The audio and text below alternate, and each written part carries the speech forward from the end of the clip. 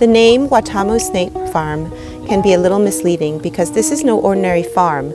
Actually, it's a research and education center and houses the Taylor Ash Anti-Venom Foundation.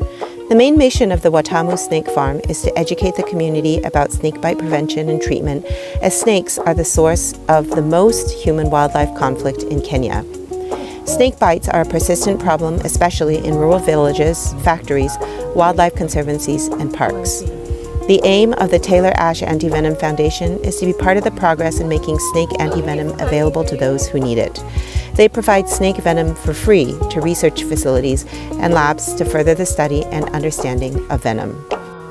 Our visit to the snake farm was brought to life by our guide Zachariah, who was passionate and knowledgeable about snakes. He wasn't formally educated, but he knew everything there was to know. I didn't notice, but the children noticed Zachariah was missing the middle finger of his right hand. He shared with us the story of how he lost it. When he first arrived at the snake farm, he was working with another snake handler to put a puff adder into a box. The puff adder is an extremely venomous snake with enough poison to kill 4 or 5 men. It's aggressive and causes the most snakebite fatalities in Africa. The snake struck and his fang just nicked the side of his finger. Zachariah knew what to do. He had to stay calm. His colleagues took him to the Watamu hospital and he was administered snake antivenom. Although the antivenom saved his life, it could not save his finger. After a few days, his finger began turning black and doctors told him it needed to be amputated. The highlight of our visit was watching the snake handlers milk venom from an African rock python. 3 handlers have to work together. They first put on protective equipment and white coats before beginning the procedure.